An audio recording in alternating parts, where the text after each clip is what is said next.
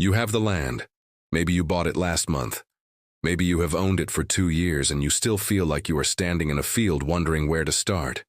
Maybe you bought it yesterday and you are sitting in your truck looking at the overgrown pasture, the barn that needs work, and the house with no insulation.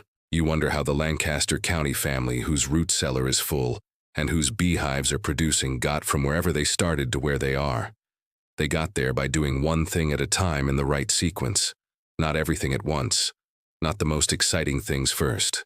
The right things in the right order for the maximum early return on the minimum early investment, building each system on the biology established by the previous one.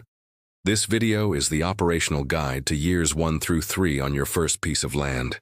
Not a vision board, but a specific order of operations. Derived not from theory, but from the observation of how the Amish families I have visited actually established their operations, in what order, and why.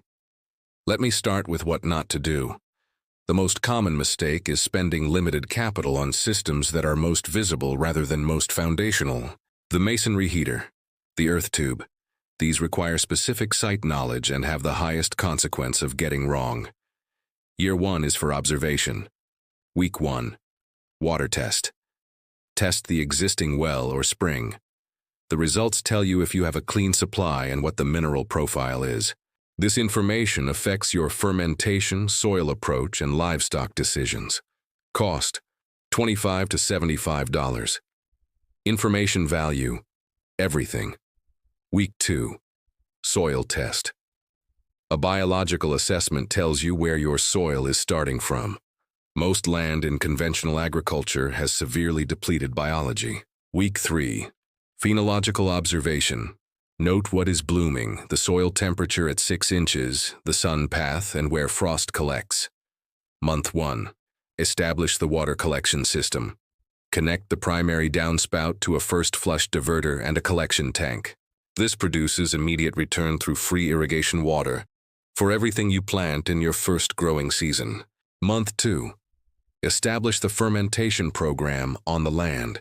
The culture you have been maintaining in your previous housing moves with you. It begins producing on the land. The microclimate of the land-specific bacterial community and the mineral profile of the local water begin entering the culture. Over 3 years, the culture adapts to the land's specific biology in ways that improve its performance in your specific conditions. This adaptation begins in month 2 only if you started in month 2.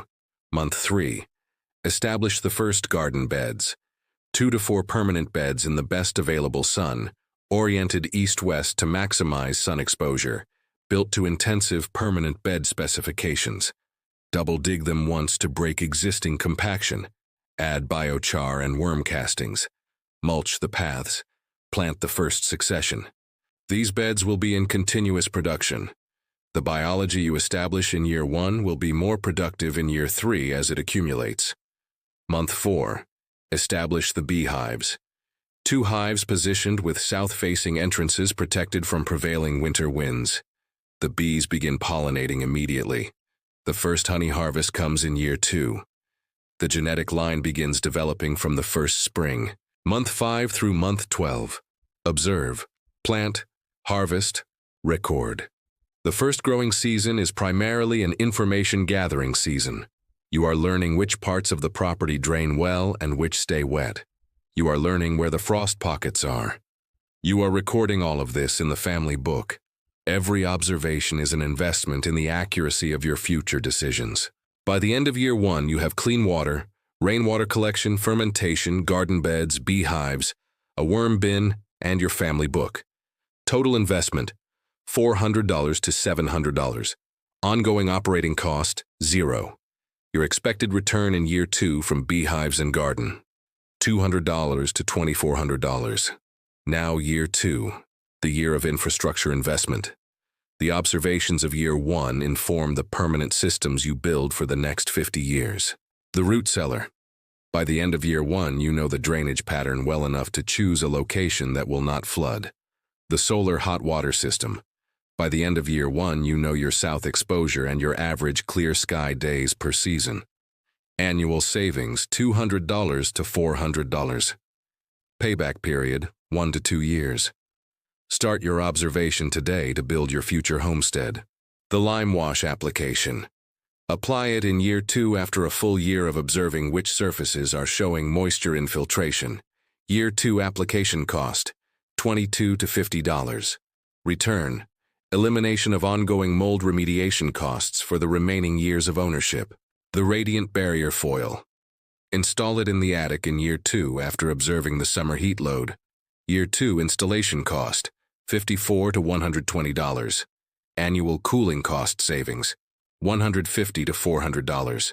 The diatomaceous earth perimeter. Year 2 application cost, $25 to $40. Annual savings against pest control services, $400 to $600. By the end of year 2, you have the root cellar, solar water heater, lime foundation, radiant barrier, and the pest control perimeter. Total year 2 materials investment, $700 to $2,000. Annual operating cost savings from all installations, $1,000 to $2,000. Year 3, the year of energy systems and large biology investment. The masonry heater, or rocket mass heater.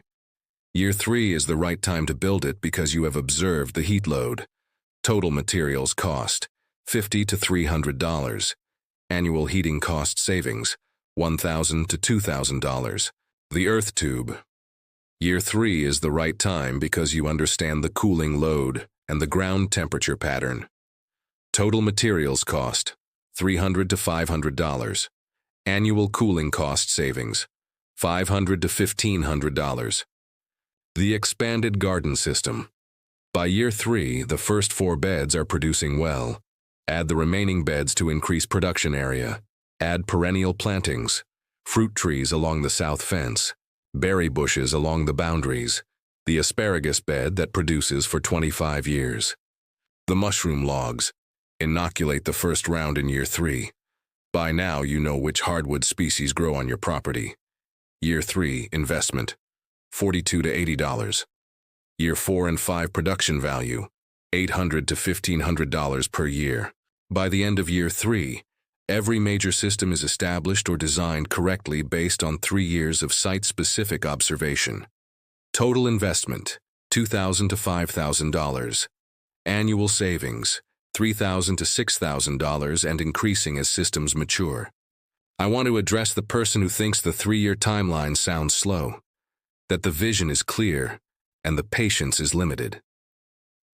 Lancaster County families describe households that try to build everything in year 1. A heater built too large before fuel supply was understood.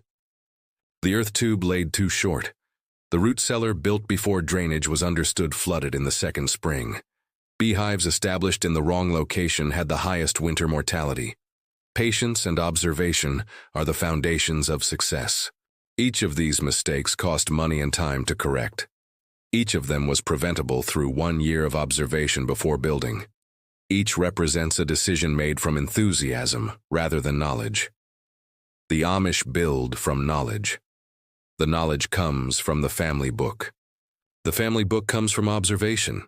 The observation comes from patience. The patience is not a character trait. It is a practice. The same practice as the fermentation, the soil building, and the community network. Something that produces more the longer you maintain it. The 3-year sequence is the fastest path to a functioning system because it builds each stage on the accurate information from the previous stage. By the end of year 3, the system is running. The fermentation crocks are active. The root cellar is full from the first serious harvest. The beehives have produced their first honey. The solar water heater has operated through its first summer and winter. The masonry heater is warming the house. 3 years of right decisions have laid the foundation. The same foundation the Lancaster County family laid before anyone currently living there was born. Start with the water test. This week. The first entry in the family book says the date and what the water test showed. The sequence works. The observation comes first. The knowledge follows. The building comes after. The Tuesday arrives in year 3 and does not stop. Drop in the comments what year of your land ownership you are in right now. Year 0, year 1, 2, or 3. The sequence continues. The biology layer runs continuously. Permanent beds are being amended, planted, and composted. The biochar is being incorporated. The worm bin is producing. The community layer runs continuously. Every interaction with a neighbor is the beginning of the network. Trust is built slowly through consistent behavior. By the end of year 3, you are not a newcomer. You are a community member.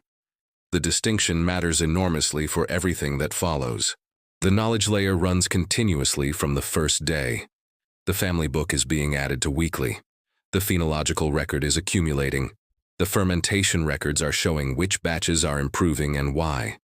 The bee inspection records are showing which management decisions are producing the best colony health. The soil tests conducted annually are showing the biological trajectory of the beds you established in year 1. By the end of year 3, you have a site-specific knowledge base that has 3 years of directly relevant data. That knowledge base is worth more than any how-to guide because it is specific to your land, your climate, your soil, and your particular biological systems. I want to describe one specific knowledge acquisition that the 3-year observation period makes possible: the microclimate map of your property. Every property has multiple microclimates, areas that are consistently warmer than the regional average, areas that are consistently cooler, frost pockets where cold air pools on still nights, heat sinks where south-facing stone or soil stores and re-radiates warmth, wet areas where water moves through at certain times of year, dry areas where the soil drains fast and needs different management, wind corridors where air movement is consistent and usable, wind shadows where still air creates conditions that favor certain plant species. These microclimates are not visible from a satellite image. They reveal themselves through observation over time. The frost that hits the hollow 2 weeks before it hits the ridge. The wind that flows reliably through the gap in the tree line. The soil in the northeast corner that drains a week faster. These observations produce a map that makes every decision more accurate. A Lancaster County family has a book entry from 1923 describing the warm corner. A south-facing stone wall that stores heat from the afternoon sun. The family has been planting heat-loving crops in that corner for 100 years because the first observation was recorded in 1923. Your property has a warm corner, and a frost pocket, and a wet area perfect for watercress that you would never have planted otherwise. The 3-year observation period produces these discoveries because you are present on the land across enough seasonal cycles. You cannot see that in a weekend visit. You can only see it by being present across 3 full seasonal cycles with a notebook in hand. It takes the discipline to write down what you observe before you forget it. That is the secret to site-specific knowledge. That is the 3-year sequence. Not slow, not cautious in a way that delays value. Productive from the first week, with each year's primary investments building on the site knowledge accumulated in the previous year. With the biology and the community and the knowledge layers running continuously under and alongside the primary investments. With the family book filling with the observations that make every decision better than it would have been without them. The sequence works. It has worked in Holmes County and Lancaster County for 300 years. Start with the water test. Record the first observation. Let the biology begin. Build the root cellar when you know where the cold is. Install the solar water heater when you know where the sun is. Build the masonry heater when you know how much wood the land produces. Plant the orchard when you know where the warm corner is. The warm corner is waiting. The water test will tell you what it contains. The family book will record what you learn. Start this week. I want to give you one more specific piece. The most underestimated first-year investment. The woodlot assessment. If your property has woodland, a woodlot assessment in year 1 is as important as the water test and the soil test. The woodlot is the source of fuel, substrate for mushroom logs, biochar material, building material, and habitat for wildlife. Understanding what you have determines whether the energy and production systems you plan will be supported by the woodlot's actual capacity. A forestry consultant visit provides a professional baseline worth the investment. A basic owner-conducted assessment requires walking every section. Identify dominant species, note the diameter and health of trees, and count standing dead wood that can be harvested. This walking assessment, recorded in the family book with maps. Takes 2 to 3 days and produces a vital baseline. It tells you how much fuel the heater can be supported by and how many mushroom logs can be inoculated annually. The woodlot assessment also reveals the mushroom opportunity that goes beyond the inoculated logs. Wild mushrooms are found, not planted. Finding them requires knowing where to look. The family book records exactly where it was for reliable annual harvests. The woodlot assessment connects to livestock integration. If your woodlot contains silvopasture potential, year 1 is the time to identify it. Silvopasture provides shade and shelter that open pasture does not, while the grass understory provides diverse forage. The trees produce mast, supplementing livestock diet. The livestock manage the understory. The system is more resilient to drought. The rest builds from there. Start this week. Understand your land, record your progress, and let the biology work for you. Identifying the silvopasture potential in year 1 allows you to plan the livestock rotation system for years 2 and 3, rather than retrofitting it onto a pasture system that was not designed to include woodland integration. The goats are excellent silvopasture animals. They browse the understory vegetation that would otherwise compete with the grass. They manure the woodland floor. They control the invasive shrubs that many agricultural woodlands have accumulated during periods of neglected management. And their dairy production from the diverse silvopasture diet reflects the nutritional complexity of that diet in ways that straight pasture production does not. This is the layer of the 3-year operational picture that most new landowners do not see until year 4 or 5, when the missed connections between the systems become visible. The masonry heater needs more wood than the woodlot produces sustainably. The mushroom logs are on the wrong species because the woodlot species composition was not assessed. These are not irreparable problems. They are year 4 problems that year 1 observation would have prevented. The 3-year sequence is designed to prevent year 4 problems by putting the observation first. The water test before the water system. The soil test before the garden. The woodlot assessment before the masonry heater. The phenological record before the orchard planting. The observation is the foundation, not the root cellar, not the beehives. The observation, the recording, the willingness to spend the first year learning what the land does before deciding what the land will do for you. The standard American relationship asks, what can I extract from this land? The Amish relationship asks, what is this land already doing? Your land is already doing something.